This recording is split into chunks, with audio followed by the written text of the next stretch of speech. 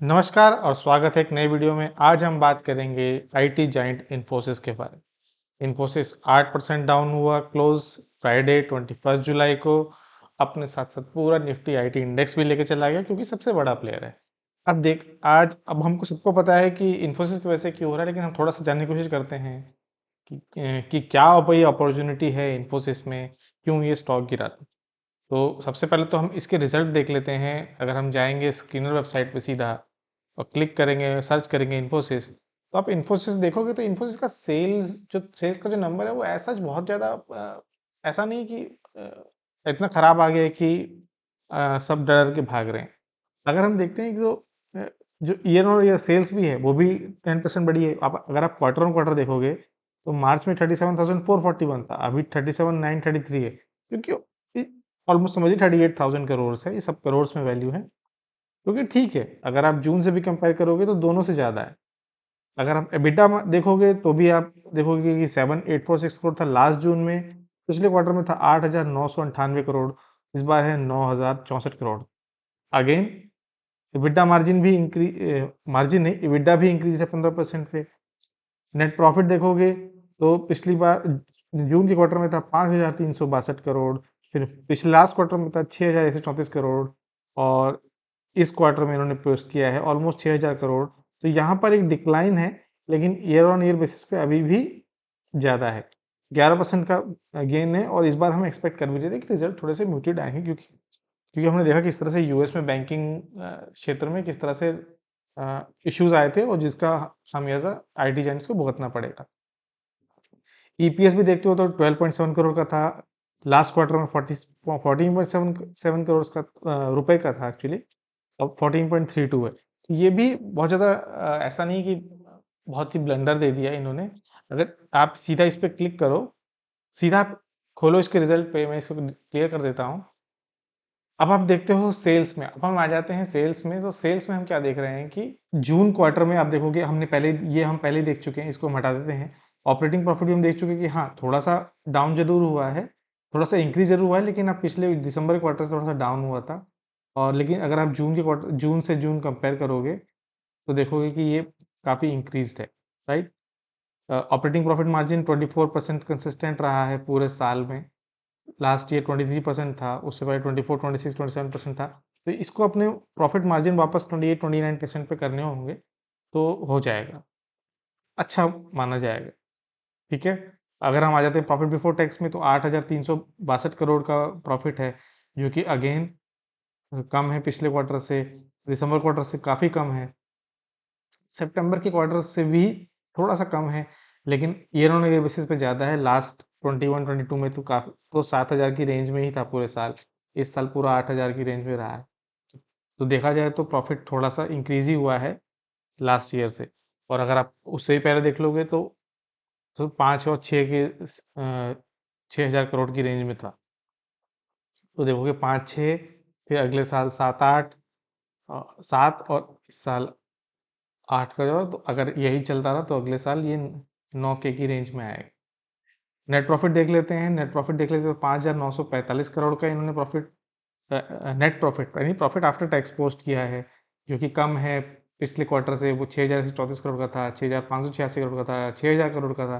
तो 6 की रेंज में थे, लेकिन ये ऑलमोस्ट 6 को ब्रीच कर दिया है। अगेन सेम पिक्चर है। अगर आप पिछले से आप मतलब जून वाला पिछला फाइनेंशियल ईयर देखोगे तो यहाँ पे 5,000 की रेंज में था, उसके पहले आप देखोगे तो 4,000 की रेंज में था। तो अगेन स्टेडी है, लेकिन क्योंकि नंबर ऐसा इतने बुरे नहीं है कि पब्लिक डर के भाग जाए या बहुत लोग डर के भाग रहे हैं। रीज़न क्या है कि पिछले क्वार्टर में इन्होंने लास्ट किया था कि ये ग्रोथ देख रहे हैं, इन्होंने जो आउटलुक दिया था वो दिया था 4 से 7% कांस्टेंट टर्म में। तो ये थोड़ी ब्रॉडर रेंज है, लेकिन इनिशियली ज़्यादा देते भी हैं, जैसे जैसे आगे रिफाइनमेंट होता है वो देते हैं। फिर इन्होंने अब जो रिजल्ट दिया है, इन्होंने इसकी पूरी गाइडेंस हटा दी है और नई गाइडेंस इन्होंने दी है 1 से लेके 3.5%। जहाँ स्ट्रीट एक्सपेक्ट कर रही थी कि ये थोड़ा नैरो हो जाएगा, ये 4 से 6 हो जाएगा या 4 से 5 हो जाएगा, तो इन्होंने जो लोअर एंड जो था उसको ही ब्रीच कर दिया और 1.35% ना ग्रोथ का आउटलुक दिया है। इसकी वजह से ही दिक्कत हुई है। और ये क्यों दिया है क्योंकि इनको डील स्विंग्स जो है वो कम दिख रही हैं। इनको दिख रहा है कि जो इनके क्लाइंट्स हैं वो डिस्क्रिशनरी मेजर ले रहे हैं। मतलब क्या है कि जो चीज़ ज़रूरी नहीं है उसमें इन्वेस्ट नहीं कर रहे हैं, डिले कर रहे हैं, कॉन्ट्रैक्ट साइन नहीं हो रहे बड़े-बड़े, और जो डील इनको मिलनी चाहिए थी वो नहीं है। बेसिकली फ्यूचर पाइपलाइन जो है वो थोड़ी इनको लिमिटेड दिख रही है। कुछ इनको अगेन आईटी में हेडविंड्स हैं, हम सबको पता है, तो इनको कुछ हेडविंड्स दिख रही हैं, तो इसलिए उन्होंने ग्रोथ कम कर दिया। लेकिन 3.5 का क्या है कि इन्होंने एक्सपेक्टेशन ही कम कर दी। अब जब एक्सपेक्टेशन कम कर दी है, तो अगर रिजल्ट अच्छा आता है तो भी जो स्टॉक में जो मूवमेंट आएगा वो उसी तरह आएगा जिस तरह से आज ये गिरा है। तो हमको ये बात ध्यान देने वाली है। और अब क्या इनको बिल्कुल भी डील्स नहीं मिल रही? एक एक बार उसको भी देखते हैं। ओपन कर लिया है हमने मनी कंट्रोल का आर्टिकल। मनी कंट्रोल के आर्टिकल में आप साफ-साफ देख रहे हो कि इन्होंने एक 5 ईयर की डील की है $2 बिलियन की। तो ये जो 2 बिलियन है ये इनके एग्जिस्टिंग क्लाइंट से आएँगे, जो इन्होंने एक कॉन्ट्रैक्ट साइन किया है, लेकिन ये 5 साल में आएँगे। ऐसा नहीं कि एक ही साल में 5 साल आ जाएँगे। इसी आर्टिकल में आप नीचे देखोगे कि इन्होंने एक British oil and gas company BP, जो ये भी इनकी क्लाइंट थी, इसके साथ उन्होंने मेगा डील की है। ये $1.5 बिलियन की डील है। और एक बैंक है डेंस्के बैंक, प्रोनाउंसिएशन इसका शायद डिफरेंट होगा, ये जर्मन बैंक, जर्मन, ये बेसिकली जर्मन लैंग्वेज का बैंक है। तो एक $454 मिलियन की डील की है। तो पॉइंट ये है कि इनके पास क्लाइंट्स आ रहे हैं लेकिन नहीं आ रहा है। हाँ, इन्होंने ज़रूर यहाँ पर लिखा हुआ है कि कुछ इश्यूज़ हैं, हेडविंड्स हैं, जो हम सबको दिख रहे हैं। जैसे कि हम बात कर रहे थे, इन्होंने जो ग्रोथ का गाइडेंस दिया था लास्ट टाइम, वो 4 से 7% का दिया था, जो कि अब हटा दिया है। तो एक ऐसा भी नहीं है कि बिल्कुल भी डील्स नहीं मिल रही, लेकिन डील्स मिल रही हैं, लेकिन उतना विज़न, उतना आउटलुक क्लियर नहीं है, इसलिए इन्होंने अपनी गाइडेंस कम कर दी है। अब आपको देखना है, मज़े से आपको देखना है कि आईटी इंडेक्स, एक मैं वो भी देखना बता देता हूँ। आप पहुँचिए एनएससी इंडिया की वेबसाइट पे, खोलिए, मार्केट डेटा पे आइए, मार्केट डेटा पे इंडेसेस पे आइए। इंडेसेस पे आपको बहुत सारे के सारे इंडेसेस मिलेंगे, कौन कितना कर रहा है। आपको नीचे आना, सेक्टोरल इंडेक्स में आपको क्लिक करेंगे आप निफ्टी आईटी पे, तो निफ्टी आईटी का इंडेक्स खुल जाएगा न्यू चार्ट पे। अब देखोगे ये है निफ्टी आईटी कंज्यूमर, इन्फोसिस सबसे नीचे है। परसेंटेज से चेंज के हिसाब से आप इसको सिलेक्ट कर लीजिए। तो इंडेक्स पूरा गिरा 4.5%, और जिसमें इन्फोसिस अकेला लेकर आया 7.73%। परसिस्टेंट का भी रिजल्ट खराब था, ये भी बहुत नीचे गया। कोवोज के रिजल्ट ओके ओके थे, तो भी ये 4% नीचे हुआ। जब आईटी का ही, जो आईटी जाइंट था सबसे, निफ्टी आईटी में इन्फोसिस सबसे बड़ा कॉन्स्टिट्यूएंट है। एचसीएल टेक भी अपने साथ लिया, इनके नंबर ओकेइश थे, ओकेइश से थोड़े बुरे थे। विप्रो के नंबर तो कभी आज तक मैंने कभी देखे ही नहीं अच्छे, तो शायद ही कभी देखने को मिले। एचसीएल के नंबर, टीसीएस के नंबर सही थे, लेकिन तब भी ये साथ देने के लिए गिरा। टेक महिंद्रा का शायद एक्स डिविडेंड था, उसको ले दे के ये और गिरा। एलटीआईएम के नंबर भी थोड़े खराब थे, लेकिन उतना नहीं गिरा। एलटीटीएस के नंबर सही नहीं थे, मैंने देखा था, लेकिन तब भी ये ऑलमोस्ट बचा रहा। और एम्फेसिस के नंबर तो मेरे हिसाब से काफ़ी खराब थे, एक्सपेक्टेशन को भी नहीं मीट कर पाया था, लेकिन तब भी ये 5% ऊपर गया। कुछ कंपनियां होती हैं जो शायद ये एम्फेसिस पहले ही ऊपर से अपने टॉप से आधे से भी नीचे बैठा हुआ है, यहाँ कहीं बैठा हुआ है, तो हो सकता है कि वो उतना ही एक्सपेक्टेशन हो किसी और का, और उसने बाय किया। तो अच्छा 5% का मूव था इसमें। देखोगे कि ओवरऑल पूरा ही मार्केट हमारा जो था, वो निफ्टी आईटी का डाउन था, और ओवरऑल 4% था। और हमने 4-5 दिन पहले 4% का गेन देखा था, और आज हमने 4% का लॉस देख लिया, ऑलमोस्ट चला गया वो। आते हैं क्विकली निफ्टी आईटी के चार्ट पे, देखते हैं निफ्टी आईटी का चार्ट क्या कह रहा है। तो ये देखिए, इसी की बात कर रहा था मैं, यहाँ जो 4% ऊपर था, आज ये 4% खत्म हो गया पूरा एक ही बार में। तो अब बात हो रही है कि ये गैप डाउन को कैसे हम टैकल करना है। गैप डाउन ये पहले भी आया था, और सेम इन्फोसिस की वजह से आया था। उस टाइम बस ये था कि उस टाइम ये बॉटम के आसपास था, और इस टाइम ये टॉप के आसपास है। हमने अपने आईटीबीज वाले वीडियो में भी देखा था कि जो रेजिस्टेंस है, ये इतना इजी नहीं होगा। ये पहले भी यहाँ पर इशू कर चुका है। अगर आपको याद हो, आईटीबीज वाला वीडियो नहीं देखा है तो आप फिर से देखिएगा। मैं क्विकली एक बार आईटीबीज खोलता हूँ। हमने वहाँ पे डिस्कस किया था कि ये जो 32 से 33 की जो रेंज है, ये इतनी आसान नहीं है। तो वहाँ हमने ड्रॉ किया था कुछ इस तरीके से कि ये 32 से 33 जो है, ये पहले भी रेजिस्टेंस दे चुका है, आगे भी रेजिस्टेंस देगा, इतना आसान नहीं है इसको बीट करना। ये यहाँ पर पहले भी यहाँ पर एक इशू दे चुका था। यहाँ पे देखेंगे आप कि सपोर्ट इसने ले रखा है। ड्रॉ हो जा भाई, ठीक है। तो ये पहले भी ये रेंज रह चुकी है इसकी, तो इतना इजी नहीं होगा इसको ब्रेक करना। अगेन उसके उसके ऊपर आया है, अब क्या हो सकता है, अगर ITBs को हम लेके कर रहे हैं तो ITBs अगर आपने लिया है या नहीं लिया है तो देखेंगे कि मैंने डिस्कस किया था कि ये हमारा बाइंग प्राइस, ये एक बहुत स्ट्रॉन्ग सपोर्ट है। सिलेक्ट कर लेते हैं एक सेकंड के लिए ब्रश। ठीक है, ये हमने देखा कि एक सॉलिड पॉइंट सपोर्ट है, यहाँ पर भी बहुत सॉलिड सपोर्ट है। अगेन ये अगर डिप होकर फिर थोड़ा रगड़ रगड़ के यहाँ पर आता है, इसके पास आता है, तो मैंने एक इंस्टॉलमेंट यहाँ बाय किया, अब अगली इंस्टॉलमेंट में यहाँ बाय करूँगा। अगर हम लॉन्ग टर्म ट्रेड नहीं ले पा रहे हैं तो हम प्लान कर सकते हैं कि हम सपोर्ट पे बाय कर करके अपना एवरेज प्राइस अच्छा रखें। अगर यहाँ पर 28 के आसपास बाय कर रहे हो और अगर आप 32 पे जाके सेल कर रहे हो या ट्रेड कर रहे हो या लॉन्ग टाइम के लिए एक्यूमुलेट कर रहे हो, तो ये भी एक ठीक स्ट्रैटेजी हो सकती है। तो अभी देखना ये है कि यहाँ पर ये यहीं से वापस जाएगा, यहाँ पर भी हल्का सा सपोर्ट है, यहीं से वापस चला जाएगा, ये पूरा नीचे आएगा 28-27 के पास। अगर आएगा तो डेफिनेटली इंटरेस्टिंग हो जाएगा।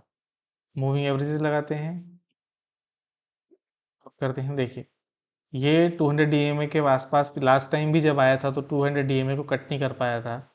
ये मूविंग एवरेज एक्सपोनेंशियल आप याद रखिएगा, 50 DMA कट करने के लिए आया लेकिन यहाँ पे कट नहीं कर पाया, अब वापस नीचे आ गया। यहाँ पर आया, ऑलमोस्ट टच कर गया था, लेकिन इतना बड़ा गैप डाउन हुआ, पब्लिक एक्सपेक्ट कर रही थी कि निफ्टी 20,000 जाएगा, इन्फोसिस ने सारे प्लान पे पानी फेर दिया, जिसमें भी टी शर्ट और ड्राइंग और पता नहीं क्या क्या छपाई होगी, उसको वेट करना पड़ेगा।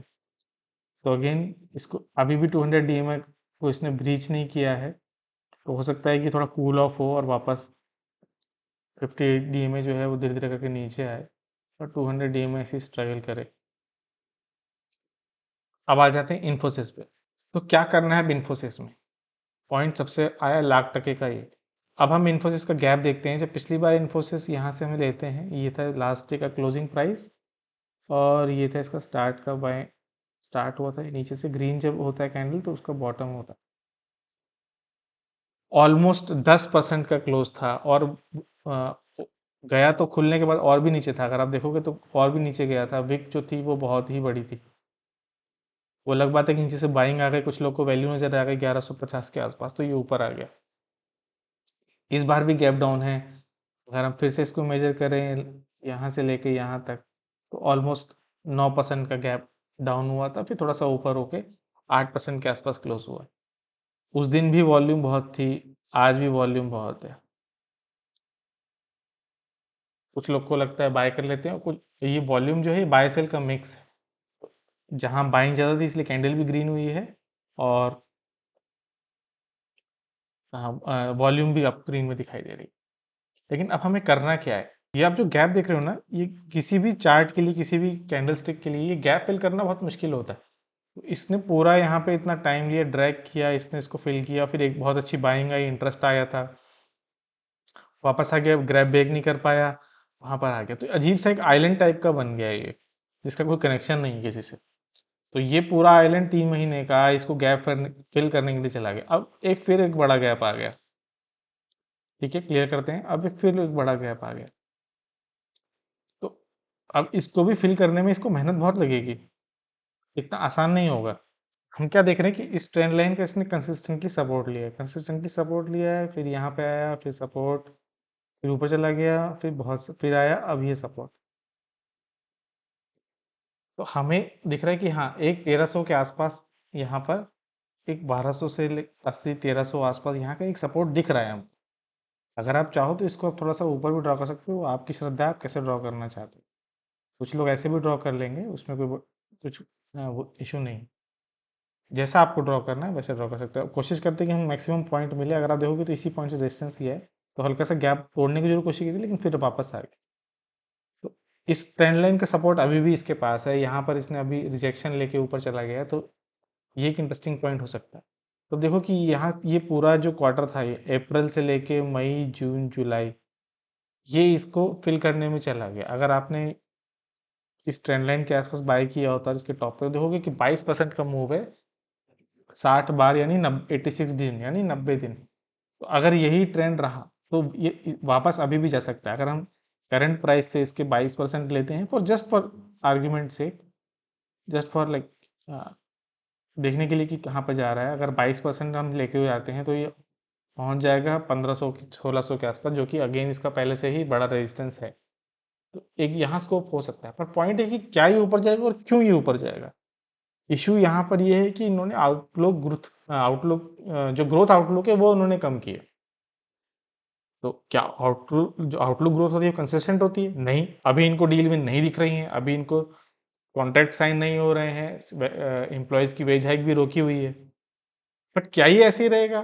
बिल्कुल नहीं रहेगा। क्यों नहीं रहेगा? क्योंकि लास्ट टाइम 4 से 7 था, इस टाइम 1 से 3.5 हो गया है। अगर अच्छा डील भी ना आया, अच्छा कंट्रीब्यूशन आया, पिक्चर क्लियर हुई तो फिर बढ़ जाएगा। मान लीजिए 4 नए डील आ गए, 5 बिलियन, 2 बिलियन, 3 बिलियन के, तो क्या ये जो ग्रोथ आउटलुक जो 1 से 3.5 है, ये 1 से 3.5 ही रहेगी। और अगर मान लीजिए कि 1 से 3.5 रहती भी है, और अगर ये पोस्ट अपने जो नंबर होते हैं वो पोस्ट करते हैं 4 से 7% के ग्रोथ आउटलुक के अराउंड, तो हमें क्या दिखेगा कि अंडर प्रॉमिस्ड ओवर डिलीवर। और जब इस तरह का सिनेरियो होता है तो फिर जो स्टॉक में जो रैली आती है वो बहुत तेज आती है। तो तब सबको वैल्यू दिखाई देगी कि हाँ, जिस हिसाब से प्रॉफिट थे, एस्टिमेट थे, सब भयानक तरीके से बीट हो रहे हैं। तो ये एक पॉसिबल सिनेरियो हो सकता है। मेरी स्ट्रेटेजी क्या है? मेरे पास तो इन्फोसिस पहले से ही पड़ा है। हाँ, 8-10% का सीधा घाटा हो गया मेरे को कल, लेकिन मैं फिर से इसको एक्यूमुलेट करूंगा। और मेरा जो आउटलुक है वो 3 महीना, 4 महीना, 1 साल नहीं है, मैं 5 से 6 साल, 8 साल देख रहा हूँ इन्फोसिस के लिए। ऐसा भी नहीं है कि मेरे पास 8-10 हज़ार और 5 हज़ार और 20 करोड़ शेयर है, नहीं। अब रिटेलर्स के पास मुश्किल से 8-10-20 शेयर होते हैं, उसी में हम खुश होते हैं। तो हमको हमारा टारगेट अगेन वही है कि फिर से इसको एक्यूमुलेट किया जाए। तो मैं, क्योंकि हिस्ट्री रिपीट्स इटसेल्फ कहानी है कैंडलस्टिक चार्ट की, तो कैंडलस्टिक चार्ट लास्ट टाइम जो रिजेक्शन आया था उसके बाद हल्का सा ऊपर गैप अप ओपन हुआ, फिर यहाँ कंसोलिडेट किया। तो जब ये कंसोलिडेशन, इसको जूम करते हैं, काम करते हैं, ये आपको कंसोलिडेशन दिख रहा है यहाँ पे, लगातार छोटी छोटी कैंडल, छोटे छोटे सब कुछ, वॉल्यूम भी हल्का हल्का, रेड कैंडल, रेड सेलिंग थी, जो भी छोटे छोटे रिटेलर्स हैं वो बेचेंगे यहाँ पे कि अरे अब तो निकलो, अब तो निकलो। तो मैं चाहूंगा कि ये यहाँ पर कंसोलिडेट करे। हो सकता है कल गैप ओपन हो सकता है फिर गैप डाउन हो। मैं चाहता हूँ कि इस लाइन के आसपास ये कंसोलिडेट करे, इस तरह से कुछ कैंडल्स से बनाए छोटे छोटे। जब एक हल्का सा सपोर्ट दिख जाएगा तब मैं इसमें बाइंग शुरू करूंगा, और मेरा टारगेट होगा 1600 का। अगेन प्योरली मेरे इंडिकेटर्स को देखते हुए, पिछले हिस्ट्री को देखते हुए। और अगर कोई चेंज होगा तो हम चेंज कर लेंगे, हम भी डायनेमिक है, अगर मार्केट डायनेमिक है तो हम भी डायनेमिक है। अगेन, अगर आप इसका टॉप देखोगे तो पता नहीं 1800, 1900, 2000 छू कर आया हुआ है। तो वो ऊपर जाने का स्कोप अभी भी अनलिमिटेड है। और गैप डाउन होना इसके लिए कोई बहुत बड़ी बात नहीं है। यहाँ पर भी आप देख रहे हो गैप डाउन। तो ये जो अगेन ये जो टारगेट है ये 1600 का, मैं इसीलिए भी ले रहा हूँ क्योंकि इसको फिल करना आसान नहीं होगा। यहाँ इसके पसीने छूट जाएंगे इसको पार करने में। तो यहाँ भी गैप डाउन हमको दिख रहा है, यहाँ भी हमको गैप डाउन दिख रहा है, यहाँ गैप डाउन दिख रहा है। तो गैप डाउन इन्फोसिस के लिए कोई बहुत बड़ी बात नहीं है। यहाँ तो एकदम ही सीधा रॉकेट की तरह नीचे आ गया था, लेकिन वही जब ऊपर जाएगा तो भी ऐसे ही जाएगा। तो आपको चांस नहीं मिलता है, तो आपको कुछ कॉन्ट्रा कॉल और कुछ आपको एनालिसिस अपना भी करना पड़ेगा। एक बार क्विकली देख लेते हैं मूविंग एवरेजेस क्या कह रहे हैं। हम मूविंग एवरेज देख रहे हो तो अभी भी ये 50 डेमा को इसने ब्रेक कर दिया। और रेजिस्टेंस आरएसआई में तो रेजिस्टेंस इंडेक्स तो उसकी कुछ थे ही नहीं, तो बहुत ही शार्प डिक्लाइन आया। ठीक। तो लेकिन अभी भी मूविंग एवरेजेस जो है 50 डे एक्सपेंशन के नीचे है। इसको ब्रेक करे, इसको इसको अगेन पार करना आसान नहीं होगा, इसलिए मैं चाह रहा हूँ कि कंसोलिडेट करे। यहाँ भी इसने काफ़ी टाइम से कंसोलिडेट किया था, फिर ऊपर गया था। फिर 100 डीए में भी है और 200 डीए में, तो पार करना इसके लिए वैसे भी टफ रहा है। और अगर आप ये चार्ट पैटर्न देख रहे हो, अगर आप ये, तो ये आपको कुछ कुछ इवनिंग स्टार की याद दिलाएगा, जिसमें ग्रीन कैंडल, एक डोजी होती है काइंडली यहाँ पे, लेकिन ठीक है आप इसको एक्सपेक्ट कर सकते हो। और एक रेड कैंडल जो कि सेलिंग दिखाती है। ये एक बेरिश रिवर्सल साइन होता है जो नीचे दिखाता है। और यहाँ अगर, तो यहाँ तो इसने पूरा जो हफ्ता 10 दिन का कोटा था वो एक ही बार में पूरा कर दिया। क्लियर करते हैं ड्राइंग। पिवट देख लेते हैं क्या वीक डेली बेसिस पे पिवट दिखा रहा है। तो हम देख रहे हैं कि इसने पिवट का ही सपोर्ट लिया है, बहुत अच्छा सपोर्ट लिया है पिवट पे। लेकिन अगेन अगर ये S1 तक आता है तो मेरे को कोई भी इशू नहीं होगा कि अगर ये वापस ये S1 के आसपास आके यहाँ कहीं एक्यूमुलेट हो, तभी मैं भी इसको देख रहा हूँ। वीकली बेसिस पर भी एक बार क्विकली देख लेते हैं। हाँ, लगाते हैं वीकली चार्ट। वीकली चार्ट देखते हैं तो S2 का सपोर्ट है, मैं भी इसी वीकली बेसिस पे S2 याद रखिएगा, ये S2 वो नहीं, सपोर्ट 2 वो नहीं है, डेली बेसिस का, वीकली का। तो मैं एक्सपेक्ट करूंगा यहाँ पे पिवट पॉइंट देखोगे आप इसका 1600 के आसपास है। मेरा तो शॉर्ट टर्म का टारगेट ही 1600 है। 1600 जब पे जाएगा तब आगे सोचेंगे, और जाएगा भी कि नहीं जाएगा वो भी अभी आगे ही कहानी। तो टारगेट रहेगा 1600 का। मूविंग एवरेज देख लेते हैं, कुछ कहना चाह रहे हैं तो। मूविंग एवरेज कह रहे हैं कि अभी भी 200 वीकली एक्सपोनेंशियल के ऊपर है। एक्चुअली उसी का इसने अभी सपोर्ट लिया है, बट अगर उसको थोड़ा सा हल्का सा ब्रीच भी कर दे, जैसे यहाँ किया था, तो कोई बड़ी बात नहीं। तो बहुत क्लियर पिक्चर नहीं है हमको। ओवरऑल डाउन ट्रेंड जो 50 है, अगर आप डीएमआई को देखो तो ये नीचे नीचे ही आ रही है। तो अगर आप बेसिकली देखो तो एक डाउन ट्रेंड में ही है अभी। कुछ कुछ अगर हम इसको ध्यान दें तो कुछ कुछ ये हमको ascending triangle, sorry descending triangle के भी तरह दिख रहा है। डिसेंडिंग ट्राइंगल में इसी जो सपोर्ट, जो नीचे की सपोर्ट लाइन है वही है, और ऊपर नीचे स्विच कर रहा है। यहाँ गैप डाउन हो गया, वापस इसने इसको रिगेन किया, अपर लाइन से डिक्लाइन हुआ, हो सकता है कि फिर नीचे आए। अब ये जो डिसेंडिंग ट्राइंगल होता है ये दोनों बेरिश भी होता है, बुलिश भी होता है। अगर यहाँ से इसने इसको ब्रेक किया, फिर सपोर्ट लिया, तो यहाँ बनेगा ये रॉकेट। और अगर इसने इसको वापस नीचे आया और इस लाइन को ब्रेक कर दिया, तो ये बनेगा टनल खोदने की मशीन, और यहाँ बनेगी मेट्रो।